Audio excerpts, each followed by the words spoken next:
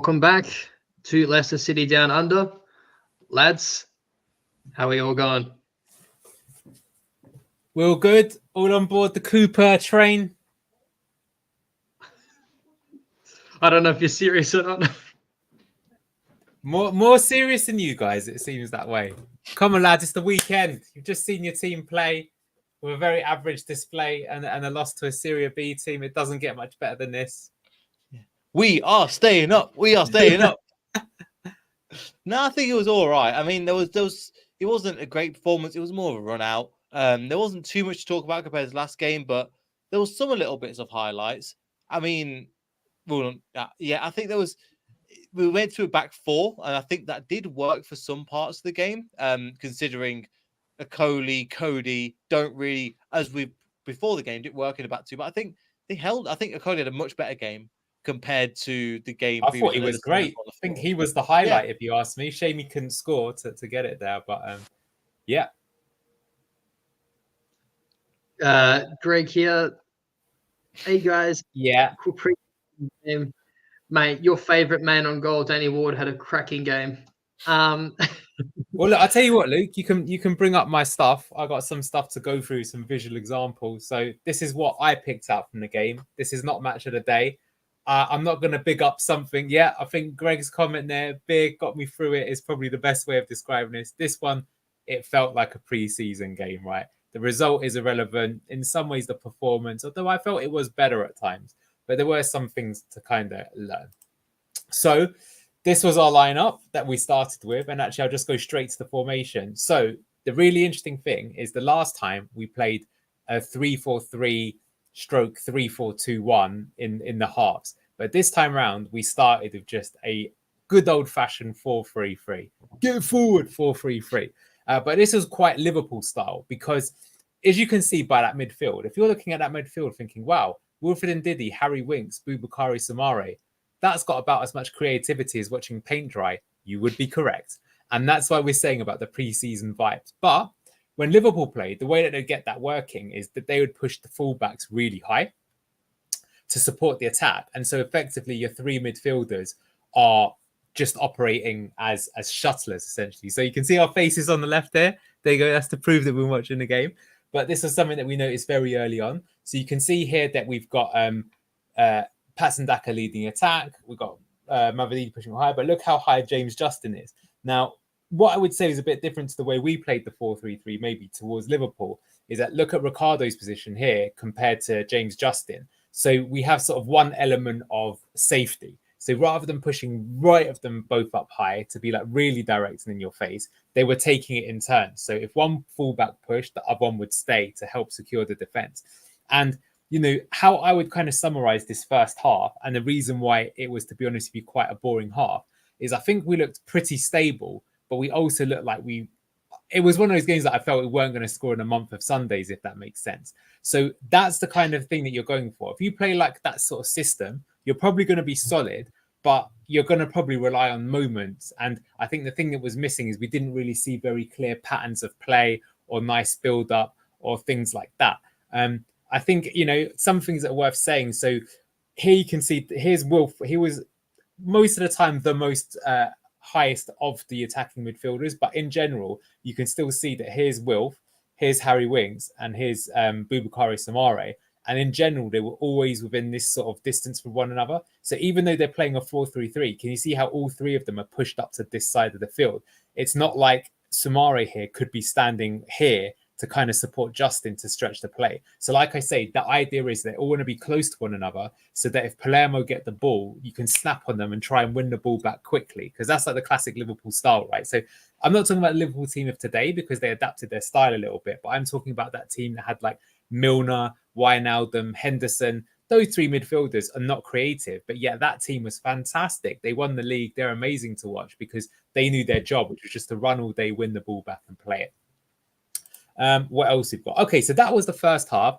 And you can see that of my notes, I've got some notes that I've kind of taken here. So yeah, Liverpool style 4-3-3, Ricardo and JJ pushing up high, a workman-like midfield. We were operating with both like a mid-press and a high press at times. So it wasn't like as maybe high pressing as last season, but at times we did do it. I think we'd need to look back at the game and try and work out what the pressing triggers are. because, you know, in modern football, what tends to happen is it could be like, say I'm the CDM, whenever you give the ball to me, that's when you're going to be when you're going to snap, because I'm poor when I'm under pressure, which is true in real life as well. I couldn't really work what those are. I was going to say that in general, I felt that playing this 4-3-3 shape, it felt to me like we didn't have much control of the game. So, you know, this time last year, we were looking at Enzo's style, and we want to kind of apologize, Luke and I, because we both said that, like, we're going to refer a lot to kind of the Enzo system, of which we were quite big fans, and it's a bit unfair to Cooper. But look, that was a good style. And I guess the point that I want to make is that, like, last season, we played a very specific way, and it literally won us the championship. And people could say, oh, but you could play any style and win. Well, maybe, but that's the style that we played. The team are used to it, and it worked. And we beat a Premier League team as well doing it. So there's benefits to it. So I felt we didn't have as much control, yet the three-man midfield working together, shuffling across. JJ's right foot stopped crosses in a few times. So, yeah, coming back to this picture that I had here, there was a few times where he received the ball, but then rather than crossing it right away with his left foot, he had to check back in with his right, and that kind of killed the attack. And that's something that if we are going to play this system, I think you need to have a natural left footer here. It's a bit like the England situation with Kieran Trippier. Victor Christensen came on later, but when he came on, we played a different system. So we'll get to that in a moment. What I was going to say here, JJ's right foot stop. Yeah, okay. Playing out from the back. Okay, so this, to be honest with you, I think was like the issue with playing this kind of system. So in the previous system, the way that we do is that Ricardo would come here, and then you'd have like a box midfield, right? You'd have these four players that could find one another. Now, the problem with doing the 4-3-3 is that we did try to play out from the back, but there's literally one less man to find, and the passing angles aren't there. So I would say that a theme of both this game and the previous game, no matter what system we've used, is we've not looked as good as playing out from the back. And another issue, like fair play, Luke, you pointed this out to me. You said, look how much deeper Mads is compared with Enzo. So what we did is Ricardo would push up, and then Mads would stand next to Yannick Vestergaard, and it'd literally act like a centre back, right? And then the point is that Mads would get involved in the play. And what I'm saying is that, like, for example, today, Mads, he was okay, but we didn't see his strengths. And that's because we didn't play a system to play to his strengths. And that's something that disappoints me a little bit, because you won't find many keepers, even in the Premier League, that are as good with their feet as he is. And we could utilize him a lot more, and you'll get more out of Ricardo. Now, Ricardo, they changed his role slightly in the second half. And even though he gave away a calamitous goal, I think if you take that away, he did some things that were good. I think in general, he really looked like someone that maybe had a few too many kebabs last night. But it is pre-season. We've all been there, done that, and had a naughty Friday night out. So fluid passing out from last season, not there. And that's a bit of a worry, because that was the thing that I think, you know, our team, the engine was Winks, Ricardo, Vestergaard, and Mads. Like those four playing together would do it. Yeah, make sure you smash the like button and subscribe to Luke's channel if you haven't done that already. Thank you, Scott. Thank you, right, first half, I said Fatawa was anonymous. He very rarely got on other than like fouling somebody. And another thing we didn't see is that last season, because we had that additional control of the game, what we would do is we'd compress play into one side of the pitch, and then that would leave either Mavadidi or Fatawu completely standing alone on the other side. And then we'd switch play over to them. And then there'd be one-on-one against their fullback, and then they could beat them and maybe make a chance or an opportunity. That's how we were able to create so many chances. So again, it all starts by not playing that inverted fullback, by not playing that system. It just means that you're lethargic. And that's kind of what it was. It was like watching that game was very boring. We looked fairly stable. We didn't really look like scoring. Cody was swapping positions with Okoli quite frequently. We can ask you that as, again, one of the Luke's points. Just want to say I don't want to steal people's stuff. But why that is, we can discuss in a moment. That's kind of, I didn't really think it affected the build up too much, but maybe it just to work the angles a bit. Now, that was like the first half now of the game. What I've put here, for after the drinks break, we were way better. So I feel that like from 30 minutes to 45, actually we started playing a lot better. Yeah, Mad's not pushing up high. I've put here, I felt like the set piece coach needs to work overtime. Strokey should be fired. We've just apparently hired this set piece coach from Norwich. Now, look, he's not been with the team much, but I thought we were diabolical on set pieces. The only thing I could say is at least we beat the first man a few times, but it's like we just don't look threatening at all. If anything, I feel like when we're about to take a corner, I think we're going to concede rather than we're going to challenge our things. That's a major area we need to work on. Okay, and then we're going to come on to the second half, which is the rest of my points. So that was a story of the first half. We'd gone back to this 4-3-3 system, which is fair enough. That's a fairly tried and trusted system in modern football. Second half, though, we changed it. And we changed it back to how we actually played in the first game. So I think we were playing the 3-4-3 again. So here we can see we've got a 3-2 shape again. And what's interesting is we moved Ricardo to right centre back here. Now, again, I would prefer to see him as part of the double pivot. But what I would say when we moved to this shape, and then later on we brought on Yannick Vestergaard, is I actually felt all of a sudden our passing from the back improved quite a lot, right? And we'd actually brought Danny Ward on here as well. So even though we brought the legendary Danny Ward on with his poor distribution, and Luke made a funny comment where Danny Ward came up here at one point and he looked so knackered running back to goal. It was absolutely hilarious. It's definitely not his strong point. By the way, love the picture of Ant here as well. That is classic, one for the collection to keep. But now that we're playing this shape, right, now we've got the 5 at the back and 5 going forward. And this changed the game quite a lot. And it had both benefits and negatives. And the benefit is I felt then in the second half, even though we've lost the game 1-0, we look way more likely to score. And I think we actually were a bit unlucky to score. However, I would also go as far as saying it made us look more vulnerable at the back. And Palermo scored 1. That was of a mistake, but they probably should have scored a second or maybe even third. So there's pros and cons. But we were changing a lot of the personnel. So again, talking about the shape. So here we are, and this is proof of us building from the back. So we've got the double pivot here. Now here we have got more of a box midfield kind of going on so that we can try and find the spare man. You can see Patau's dropped back to more to his regular position. And Didi here ahead of the other two. So playing alongside some of the other players. Right, and then I was going to say, then what we started seeing, which was interesting, is that we started to get some of our mojo back. So this is probably hard to see, but this is Abdul Fatawu. He's playing it down the line. Who's he playing it to? Wilfred Ndidi. This is our favourite move. The amount of times, I think, if you took a drink every time me and Neil said this in Beyond the 90 last season after games, you get smashed very quickly. So that was really good to see that move. And I want to see more of that coming back, to be honest with you. So we were trying more dinked crosses. We were trying more of the cutbacks. And yeah, maybe my one sort of controversial thing is then, yeah, we started looking like a good team when we played like last season. Just kind of saying there, you're probably going to get, you know, my overall thoughts of what the game was. So yeah, look, that's really what I've got. I mean, in terms of pictures that I can talk about. Yeah, I think we looked a lot better when we moved back to this kind of 3-4-3 shape. I guess my one comment is if you are going to do this, like, I'm not sure why not put Ricardo in as one of the CDMs. I think he's just so much better on the ball that you'll find stuff. And, you know, so what's the difference between like the 3-4-3 and the 3-2-4-1 that we tried last year? And the difference is like the positioning of the wide men who would play a bit more narrow. Although what's good to see here is you can see how much wider Abdul Fattah is. But we don't really have the sort of eights. And look, to be fair, maybe I'm being a bit unfair on Cooper here because it's like we literally sold our best attacking 8, right? So we don't have that in the team. So how are you going to deal with that? So his way of dealing with it was he was like, okay, I'm going to go for the workman-like midfield. And to be honest with you, on paper, I can understand that, right? Because like we've all said that Wilfred Ndidi, we think he's a really good player. Some people aren't really sure if he can be an attacking 8 in the Premier League. I think he probably could do it, but he's not going to be as good as Dewsbury Hall. So then do you trust Samari to be that other attacking 8? Probably not. Casey McAteer played it at times, but he's a championship player. Maybe he can play in the Premier League, but he's not really like top 10 Premier League material, is he? So maybe he's just doing what he thinks would work with the system that he's got. Maybe what's interesting is a little bit later on what happened when we went to the 3-4-3. Bobby Reed came on.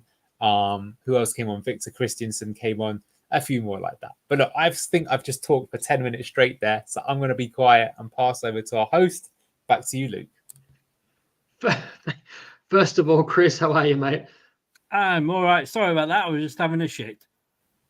Oh, good. Shit. Thank you for letting us know. Well, mate, come on. You know, I didn't want you to think I was being rude or, you know, coming in later. Or was it? Give us the details. Then was it a good? No, wipe? we don't Was it need a to ghost wipe? How much fibre have you got in your diet? It needed to be. I'd been holding it in. Let me just put it that way. It needed to be let loose. The lion needed to be let out the cage. Oh my god. Okay, got a few things I want to add to that.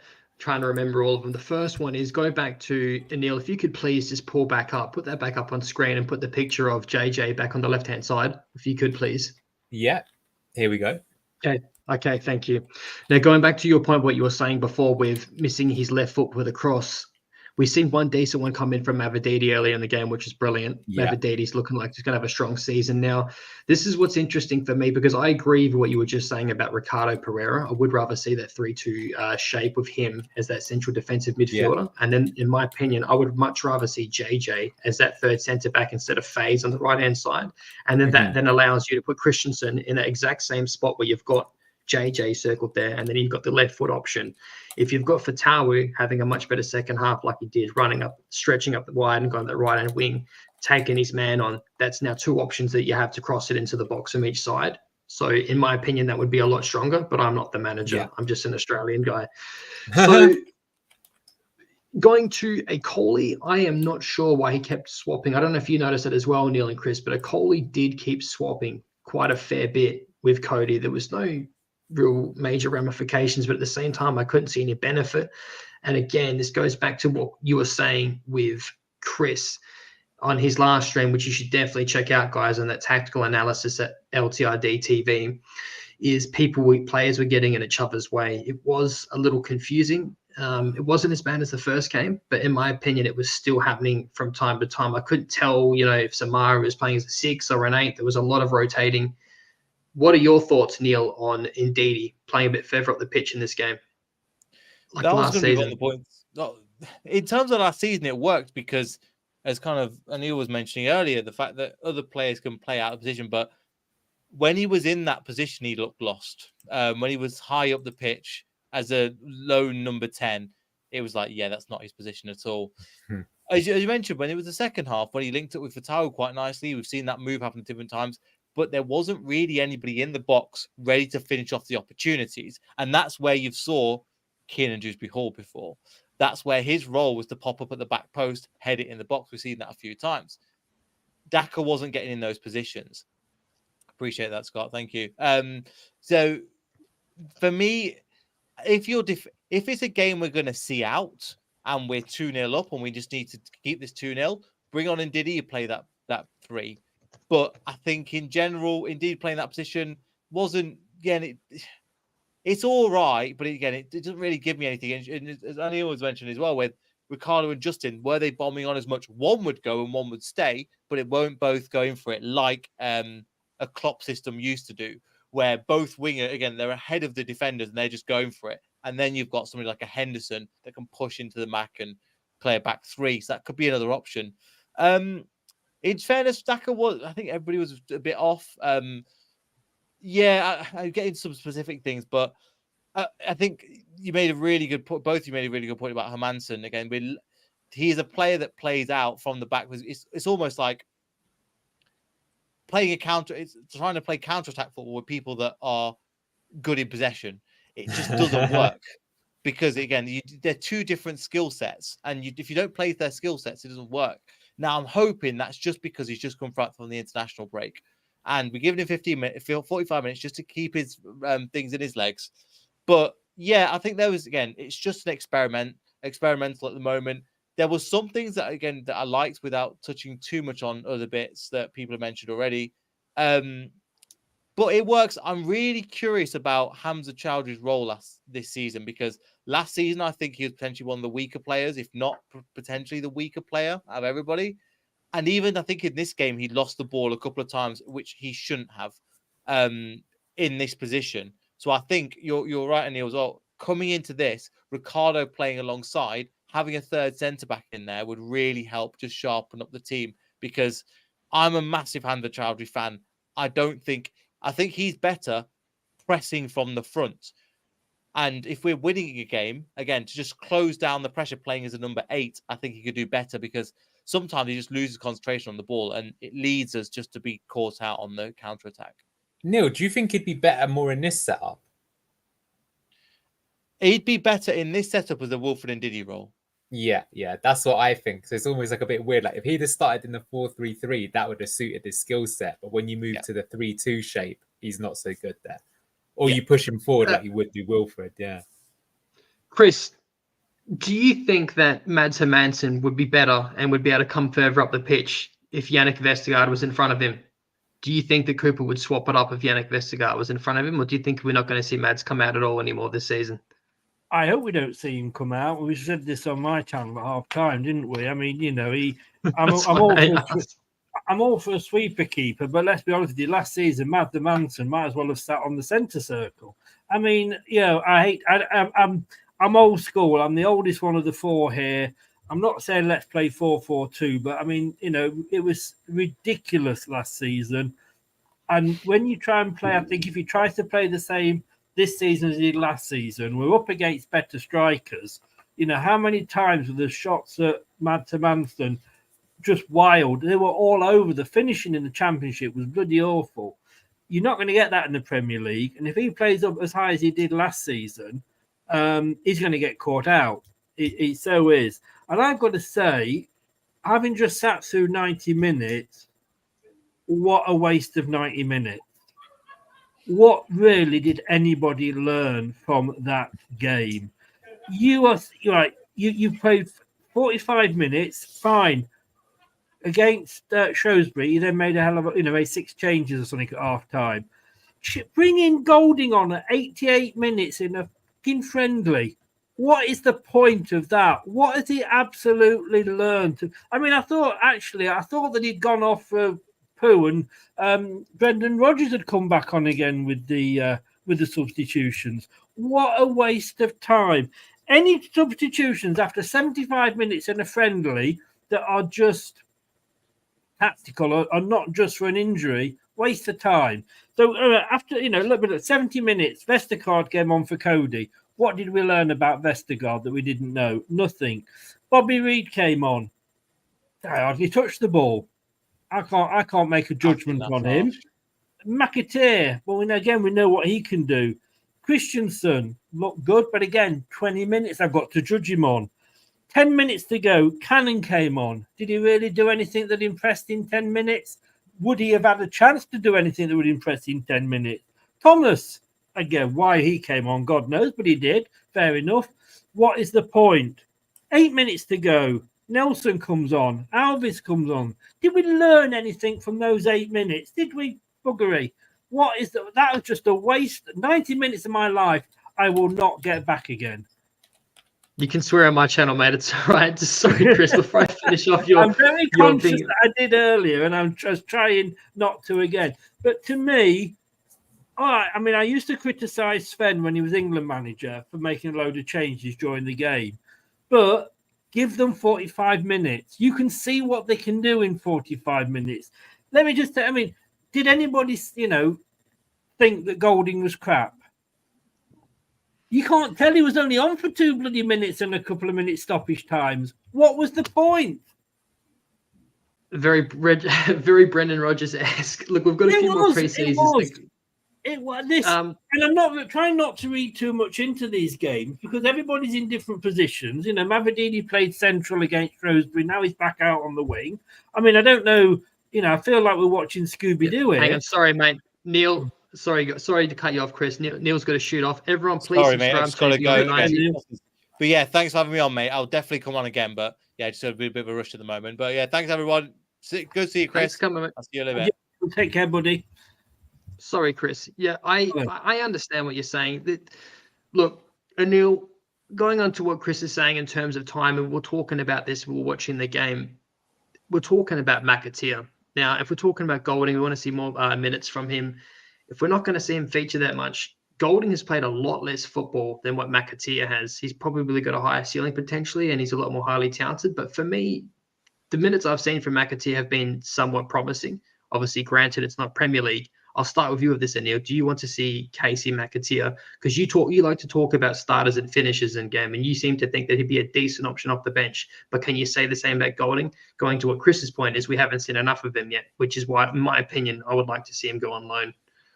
Well, I have no idea. I mean, I've seen probably about 10 minutes total of him play, as Chris would say. But I'd say I know what you're saying, but I mean, it's just pre-season. I mean, I really don't bring anything into it, really. I mean, what I would say is that you get an idea already. You can tell which players are going to be starting and which ones aren't, right? So it's going to be pretty obvious that Harry Winks, Wilfred Ndidi, Steffi Mavrodini, Fatawu, Ricardo, there's no way these players aren't starting the first match unless they're injured. Maybe some of the other positions are more up for grabs. I mean, I would say the interesting thing is that Samare is playing a lot of minutes. So it looks like he's moved a little bit ahead of the pecking order than maybe some of the other ones. Look, I have no idea with Golding. Yeah, when you sign a new player, you'd like to see him play. But to be fair, he barely played for Chelsea. I think he came off the bench once in like a cup game. So he's probably not quite as far developed as others. So should he go out on loan? No idea, because I can't comment on him player. So I just want to be honest with you. If I knew a lot about him, I could say one or the other. Now, Casey McAteer, I can say a lot more because I've seen him play over a season and I've seen him play a lot more in the 2 games here. I think you could make the call either way, because I think he is a good player. I think what he gives you, what he gave you last season, even in the games that he's played now, he's really hard-working. He's great if you're trying to press, and he has got end products. I don't think he's the most finessed with the ball, but, there is something to be said. Like, if you're in the right place at the right time, that's good enough kind of thing. And pressing is part of that. So, you mentioned my thing about starters and finishers. So, yeah, I think in the modern Premier League, it's so high intensity that after 60 minutes, it's not uncommon to have players who are absolutely gassed, knackered, and they need to be brought off. And so especially if you're playing like a very high press system, then if you've got someone that's done that, and then you can bring on McAteer for the last 30, who is just going to run his socks off and could still pop up with a goal, that is a lot of value to be had there. However, for the player himself, do you want to be playing 30 minutes a week, or do you want to be playing 70, 80, 90 minutes a week and refining your skills and making yourself a better all-round player? And the sort of youth academy prospects that tend to come back and look really, really good. So that's going to be Ben Chilwell, Harvey Barnes, and Kin and Dewsbury Hall. To a lesser extent, Hamza. The thing that they all had in common is they went on loan to the Championship. So Chilwell was at Huddersfield. Barnes was at West Brom, and then Dewsbury Hall had the full season at Luton. And every single one of them came back and they looked way better than they had previously. So maybe that's something to be said. But I think he would have value. But I'll be honest, I still don't know with Steve Cooper. And I think it's fair enough. If you're a new coach and you're in pre-season, it's your prerogative to experiment and see what you can and can't do with the team. And so I still don't know exactly what he's going to do. I think he's going to try and do the 3-4-3, and he'll probably play the 4-2-3-1. He's been known to use both those systems in the past. But so therefore, what's the best use of his players? I'm not kind of sure. We'll have to see. So sorry, really long-winded answer for you there. I don't do concise replies, unfortunately. Brad, you're Brad, aren't you? Hello, Brad. Yeah. Welcome in, Brad. I just want to come back, if I can, quickly on something you said. It's very good points you made there, Neil. Yeah, you got to remember that this is, Steve Cooper's new to this as well. I think we would be having completely different conversations and probably see different matches if Enzo was still in charge. But Cooper's come in, like I say, completely like, oh yes, he's watched the games, as he said. But the thing that worries me is that when we play Lens, which is 2 weeks on Saturday, that's the last game before the Spurs game. And what normally happens, if my memory serves me right, with pre-seasons, is that last pre-season game, which is usually the big game if we've got one lined up, is that's the team, the starting lineup for Lens should probably be the starting lineup that we will see against Spurs. Therefore, he has only got 90 minutes now to judge some of these players. Well, but you also have the training thing, right? I get what you mean. But this training, and when you look at these games, you've got to think players aren't going to be committed. You don't want another Fofana on your hands, do you? And that. So they're not going to be that committed. But I just go back to what I said on at half time, Luke. 45 minutes should be the minimum. You should have 10 players out there or 11 players out there and change, at half time. Get the next 11 on, give them 45 minutes. Yeah, if they cock up and they're awful, but at least they will be. Because you've seen 45 minutes. I must admit, especially regardless of your halftime show or not, mate, I was expecting a decent amount of changes. And the one change that shocked me and freaked me out the most was seeing Thomas playing as a right centre back. I don't think, in my opinion, he's League One standard. And we're discussing this earlier. He thinks mid-championship for me. I hate to say this. I think he's League One standard. Look at Ndidi. We never saw him in the role that Enzo had for him. So I just mean there's no role for him at all whatsoever for me in this team, and it's a waste of time. If you want to talk I about getting agree. minutes in the players moving forward, then as harsh as it sounds, there's no point. And the same thing could be said about Danny Ward. He's played more minutes than any of the keepers in his preseason games. Are we putting in the shop window? Sure, we're probably trying, but no one's going to want to pay his wages. So why did Mads Hermansen come off, going to your point, in that first half? Well, in I fairness don't to know. Matt Manson, this was the first 45 minutes he's played. He only got back this week, didn't he? So I think it was just 45 minutes to ease him back in. Yeah, can you say that about a goalkeeper though? If they're not running all about the pitch, I'm not sure. But then again, goalkeepers seem to always drink the most, don't they? Don't know why they're thirsty, because like you said, they're not running around the pitch. But every time the ball goes out, they go and get a drink. But I don't know. I mean, that's the only thing I can put it down to is that. I had a bit of a chat about Ward on my channel with a guy called Retired, and I was waiting for everybody to start going, "Well, bloody Ward! Look, he caught that goal up, didn't he?" But I want to make the point that, like with Vestergaard, yes, Ward is not Peter Shilton, he's not Gordon Banks, but that no matter how good he was, that goal was down to Cody and Ricardo cocking it up in front of him. Gave him no chance to save it. But it was a poor first touch from Ricardo. First touch off his foot, then to his knee. And as Anil said, you shouldn't see that in a month of Sundays of football. But I just, like I say, if we know we've got no Jakub until December ish, so we're going to need 3 keepers. Mm-hmm. Yeah, well, now sorry, Scott. Sorry, Scott. Forgive me. I will say this, and I'll pull up some of his. Go on, sorry. No, look, I was going to ask you if your kind of overall opinion of the game. So I would say you don't want to bring too much in when you're watching friendlies. It is mainly fitness more than anything. But my personal opinion, having seen the game so far, is I think we look like we're a worse version of the team that played last year, despite maybe have spent more money. And I think that because we've changed the style of play. And I think Cooper says that he just wanted to make small tweaks. And I'm saying I don't think his tweaks are that good. That's just my very honest opinion. I know we can get better at it, but that's just what I'm seeing. And I've shown you the analysis of why I think that's that way. And I think that is a little bit for me concerning that we're going in, like I say, as the worst version of what we are when we had something that was working. And I think we should be trying to, if you think about it, we haven't played exactly the same way as we played last season at all in pre-season yet.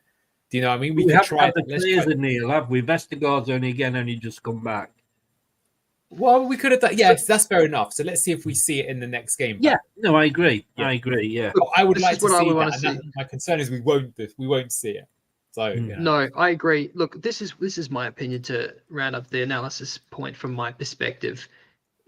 I think you put up a very good diagram from when Cooper was it Huddersfield? I can't remember. You had a diagram up. It almost looked like a conveyor belt with the wingers. You got one winger here.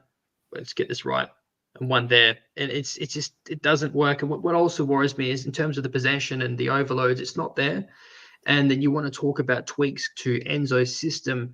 The thing about Enzo's system is he got slack because he didn't change it up.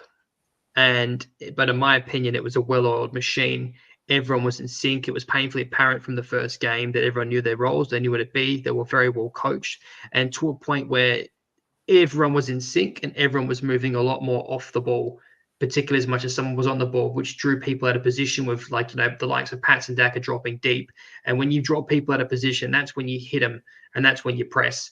Now, the problem is for me is you don't really see that. From what I'm seeing, we're pouring the ball. And the biggest point I want to mention is, and I mentioned this on Chris's channel at halftime, and he said he reckons it's an element of both, and I agree. We are so well trained to one system under a whole season under Enzo that we're seeing a lot of passes, particularly even from Ricardo, being laid off to nobody. Now, how much of that is shaken off the cobwebs after a season, and also how much of that is us being so used to one system that we're laying off passes where we're just so used to people being there, but we're not being drilled that way anymore? That's one question I've got for you, Anil, that I haven't hit you with yet. That is being used to playing one system. Actually, that's quite a common thing you see in all levels of football. And in fact, I think I've made this point to you quite a few times. Arsene Wenger, for example, what's interesting is his viewpoint is he thinks that modern football is too systematic, and he thinks that we're taking the joy out of the game somewhat, where players aren't really making their own decision anymore. And specifically, he says, especially at youth level, he says, like at youth level, until someone is like 21, you should be teaching them to understand the game, to feel the flow, to know when to make the first pass, when to make that pass.